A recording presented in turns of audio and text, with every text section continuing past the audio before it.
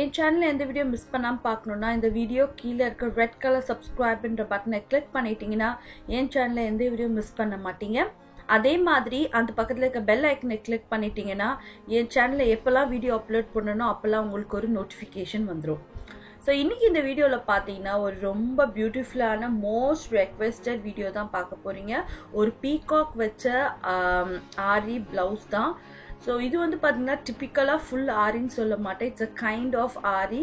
So எல்லாருக்குமே ஆரி தெரியாத aari work பண்ண, பட் அவங்களுக்கான எக்ஸ்க்ளூசிவ் வீடியோ. ஆரி தெரியாக்கட்டி கூட கவலைப்படாதீங்க, இந்த வீடியோ பார்த்தீங்கன்னா நீங்கள் ரொம்ப அழகாக நீங்கள் போடலாம்.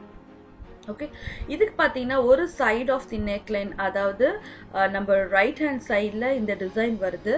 பீகாக் வந்து இந்த மாதிரி நான் எப்படி வரையணும் அதே மாதிரி நான் ஃப்ரீ ஹேண்டில் தான் வரைகிறேன். அந்த மாதிரி ஃபஸ்ட்டு ஒரு பென்சிலில் ஒரு ஸ்கெட்ச் மாதிரி போட்டுக்குங்க. போட்ட பிறகு நீங்கள் வந்து கொஞ்சம் சாக் பீஸில் போட்டு இந்த மாதிரி ஃபார்ம் பண்ணிவிடுங்க. ஓகே, ஸோ சாக் பீஸில் போட்டால் இன்னும் நல்லா அழுத்தமாக நமக்கு ஒர்க் பண்ண நல்லாயிருக்கும்.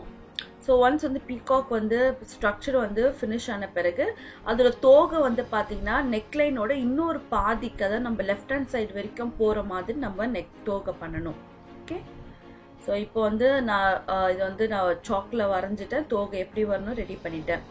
ஆங்கர் த்ரெட் எடுத்திருக்கேன். ஆங்கர் எம்ப்ராய்டரி த்ரெட்டில் நம்ம வந்து இதில் வந்து நம்ம ஃபினிஷ் பண்ண போகிறோம். உங்களுக்கு வந்து ஆரி சில்க் த்ரெட்டு தான் இருக்குன்னு நினச்சிங்கன்னா ஒரு 8லேருந்து 7 ஸ்டாண்ட்ஸ் வரைக்கும் கொடுத்து அது வந்து டபுளாக கோத்துக்குங்க. ஸோ உங்களுக்கு வந்து டோட்டலாக வந்து 16-15 நூல் வரும். அதை வந்து ஒன்றா சேர்த்து நீங்கள் எப்படி பண்ணலாம். ஸோ ஆரி த்ரெட்டில் வந்து இப்படி பண்ணும்போது கொஞ்சம் சிக்கு விழ சான்சஸ் அதிகமாக இருக்குது.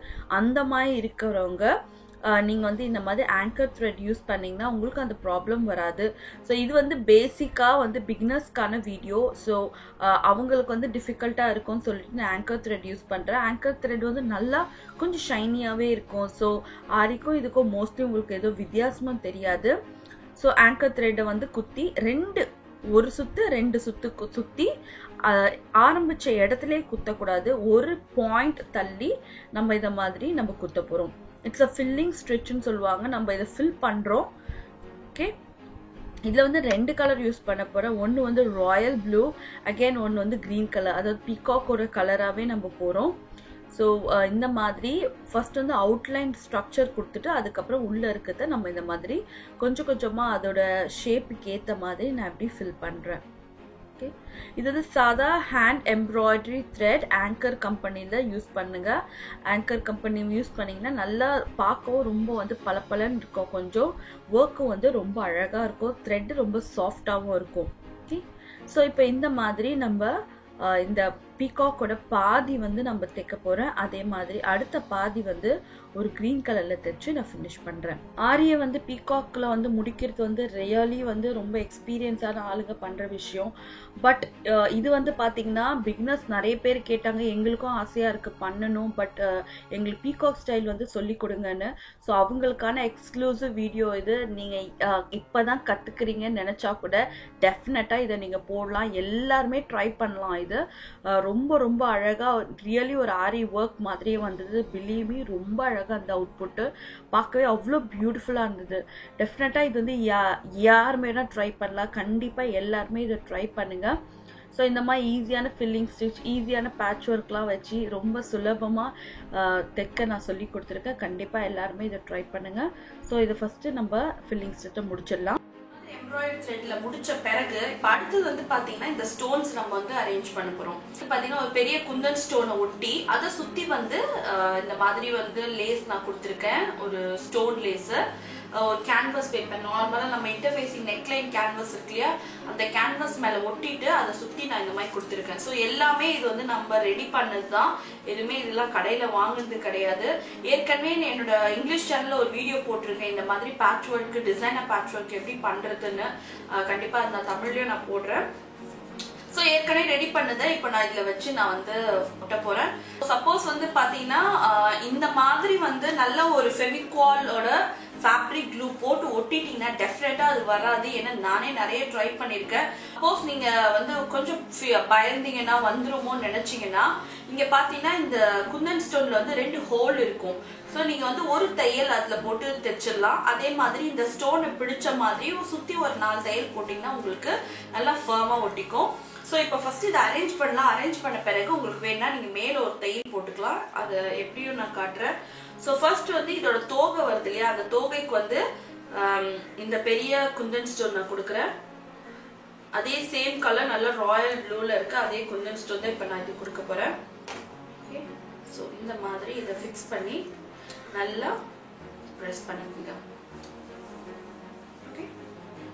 ஸோ அடுத்தது வந்து இந்த தோகை என்ன பேட்டர்ன்ல வருமோ நான் சும்மா டாட்ஸ் தான் போட்டிருக்கேன். இப்போ அந்த டாட்ஸ் மேலேயே நான் வந்து க்ளூ அப்ளை பண்ணி இதை வந்து ஸ்டிக் பண்ணிக்கிறேன். இதை வந்து பார்த்தீங்கன்னா இந்த பாயிண்ட் டிப் மேலே வர மாதிரி இதை ஒட்டி நம்ம இதை அசம்பிள் பண்ணுறோம்.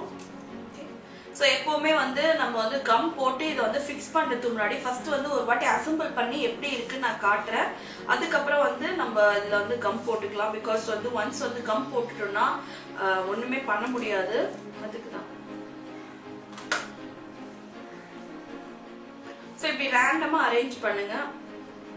பெருசும் சின்னதுமா ப்ளூவும் பிங்க்குமா நம்ம இப்படி அரேஞ்ச் பண்ண போகிறோம். ஓகே, ஸோ இது வந்து பார்த்தீங்கன்னா ஜர்தோசி ஆரி எல்லாம் தெரிஞ்சிருக்கணும், அப்போதான் இந்த மாதிரிலாம் வரும்ன்றதெல்லாம் கிடையாது. யார் வேணா ட்ரை பண்ணலாம். ரொம்ப ஈஸியாக இருக்கணுன்றதுக்காக தான் நான் உங்களுக்கு இந்த மாதிரி டெக்னிக் சொல்லித்தரேன். ஓகே, ஸோ இந்த மாதிரி நம்ம ரேண்டமாக இதை நம்ம கொண்டுட்டு போகலாம். ஸோ ஃபஸ்ட்டு ஃபிக்ஸ் பண்ணிக்கிங்க எப்படி கொடுக்க போகிறீங்க ஃபெதர்னு. அதுக்கப்புறம் நம்ம வந்து இதில் வந்து க்ளூ போட்டுக்கலாம். ஓகே, ஸோ இப்போ பார்த்தீங்கனாலே தெரியும் நல்லா வந்து ஃபார்ம் ஆகிட்டு வருது. பேர்டு ரொம்ப அழகாக இருக்குது.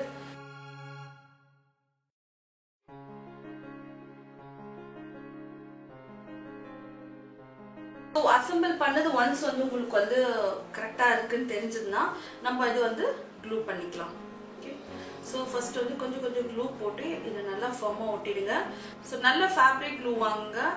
இது பார்த்தீங்கன்னா ஃபெவிகாலோட ஃபேப்ரிக் க்ளூ. இது வந்து நல்லா இருக்கு ஆக்சுவலாக. ஸோ இந்த மாதிரி க்ளூலாம் வாங்கும் போது உங்களுக்கு வந்து துணியோட நல்லா ஒட்டிக்குது. ஒன்ஸ் வந்து இந்த ஸ்டோன்ஸ் எல்லாம் ஒட்டி காஞ்ச பிறகு இப்போ இது கோல்டன் கலர் ஆரி த்ரெட், இந்த ஆரி த்ரெட்டை வச்சு இதோட அவுட்லைன் ஃபர்ஸ்ட் தைச்சிடுறேன். அதுக்கப்புறம் இதுக்கு நம்ம ஸ்டோன் கொடுக்க போகிறோம். ஓகே, ஸோ இப்போ இது ஃபுல்லாக நான் இதை தைச்சிட்டு வரேன். இது எந்த ஷேப்பில் போதோ அதே ஷேப்பில் தைக்கணும். அதே மாதிரி ஃபுல்லாக முடிச்ச பிறகு பீகாக்கும் அதே மாதிரி நீங்கள் தைக்கலாம். இல்லை வேணா நீங்கள் ஸ்டோன் கூட பீகாக் கொடுக்கலாம். ஸோ இப்போ இது ஃபுல்லாக நான் வந்து இதை தைச்சு காட்டுறேன் உங்களுக்கு. இப்போ வந்து பார்த்தீங்கன்னா இந்த பேட்ச் வந்து இப்படி உள்ளே போய் வெளியே வந்து இப்படி வருது பார்த்தீங்கன்னா, அதே மாதிரி நம்ம வந்து இதை தைச்சு ஃபினிஷ் பண்ண போகிறோம். ஸோ ஒன்ஸ் இதை தைச்சு முடிச்ச பிறகு இந்த பேட்ச் எல்லாம் கூட நீங்கள் கையில் ஒரு வாட்டி ஒரு தையல் போட்டு இதை நீங்கள் ஃபார்ம் பண்ணிக்கலாம். ஸோ உங்களுக்கு வந்து டவுட் வராது இது பிரிஞ்சிருமான்னு. ஓகே, ஸோ ஒருவேளை எனக்கு ஆரி தைக்க தெரியலன்னு நினைச்சீங்கன்னா நீங்க வெறும் ஸ்டோனை மட்டும் ஒட்டி ஸ்டோனோட எல்லா ரெண்டு சைட்லயுமே நீங்க வந்து ஒரு தையலை போட்டு ஃபினிஷ் பண்ணலாம்.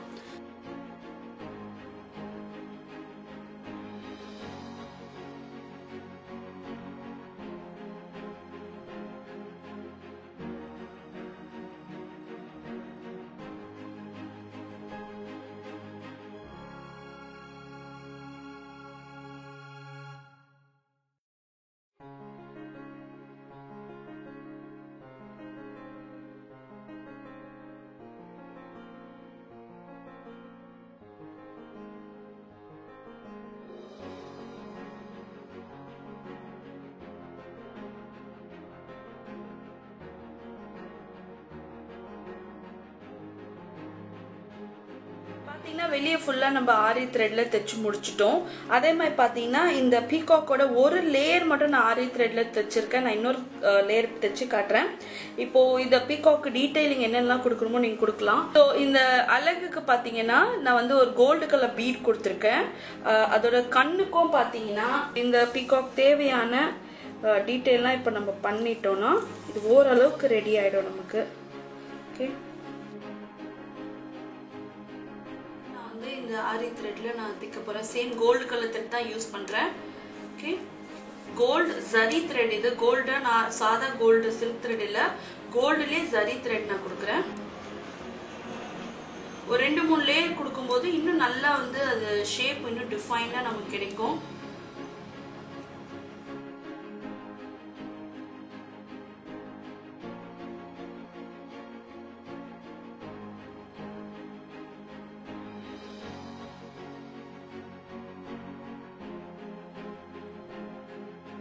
தலை பகுதியில் வந்து 3 கொண்ட மாதிரி வரும்ல. இப்போ அதை நம்ம ஃபினிஷ் பண்ண போகிறோம். அதுக்கு வந்து 3 ஜர்தோசி கட் பண்ணி வச்சுருக்கேன். இப்போ அந்த ஜர்தோசியை நம்ம கொடுக்க போகிறோம். சரி,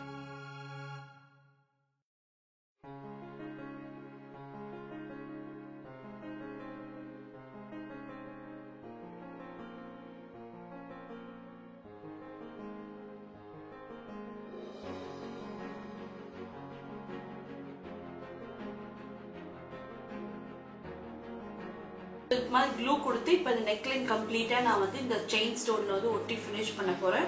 ஸோ இதை ஒட்டி கரெக்டாக நம்ம ஆரி த்ரெட்டை ஃபினிஷ் பண்ணோம் இல்லையா, அதை ஒட்டி வந்து இப்படி ஒரு க்ளூவில் ஒரு லைன் மாதிரி போடுங்க. லைன் மாதிரி போட்டு லைட்டாக அதை ஒட்டினா போதும். ஒட்டின பிறகு நம்ம கையில் அந்த செயினை சுற்றி ஒரு தையல் போட்டு இதை கம்ப்ளீட்டாக ஃபினிஷ் பண்ணிடலாம். ஸோ அந்த க்ளூ மேலே ஆரி த்ரெட்டு மேலே நீங்கள் ஏற தேவையில்ல. ஸோ அதை ஒட்டி கொஞ்சம் வந்து கேப்பு விட்ட பிறகு நம்ம க்ளூ போடுங்க.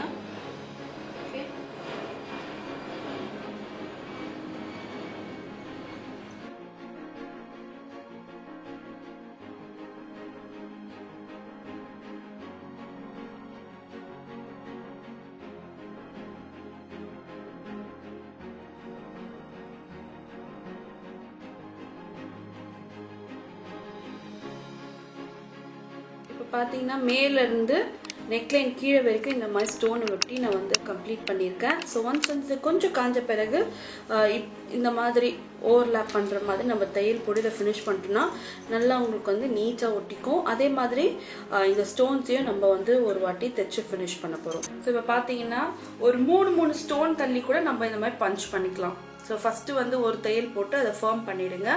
அடுத்து ஒரு 3 ஸ்டோன் ஞாபகம் வச்சுங்க. 3 இல்லை 4 ஸ்டோன். நீங்கள் எவ்வளோ ஸ்டோன் விட்டு நீங்கள் தைக்கிறீங்களோ அதே மாதிரி கரெக்டாக நீங்கள் தைச்சிட்டு வந்தீங்கன்னா பர்ஃபெக்டாக அது வந்து நிற்கும். ஸோ கம்மு போட்டிருக்குமோ வந்துருமோன்னு நினைக்க நீங்கள் தேவையில்லை. இந்த மாதிரி தைச்சிட்டிங்கன்னா நல்லா ஃபர்மாகவே இருக்கும். ஸோ அடுத்து வந்து இந்த பேட்ச் வந்து எப்படி தைக்குதுன்னு நான் காட்டுறேன். இதில் பார்த்தீங்கன்னா குட்டி ஹோல் இருக்குது இந்த குந்தன் ஸ்டோன்ல.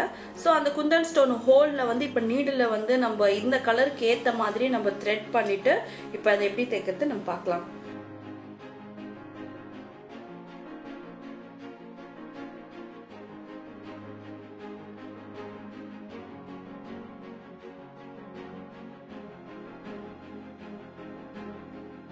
பண்ணும்போது பார்த்தீங்கன்னா இப்போ செயினும் அது கூட லாக் ஆயிடுச்சு, ஸ்டோனும் லாக் ஆயிடுச்சு. இப்போ செயினை தாண்டி தான் இப்போ நம்ம குத்துறோம். இது கையில் பண்ண பேட்ச் ஒர்க்னே சொல்ல மாட்டாங்க, நீட்டாக ஆரியிலே பண்ண மாதிரியே ஒரு எஃபெக்ட் நம்ம கொடுக்கலாம். ஸோ கண்டிப்பாக இந்த வீடியோ பிடிச்சிருக்குன்னு நினைக்கிறேன்.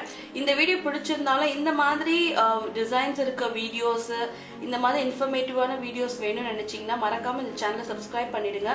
அதே மாதிரி மறக்காமல் கீழே இருக்க தம்ஸ் அப் பட்டனை கிளிக் பண்ணிடுங்க. See you next time. Take care. Bye.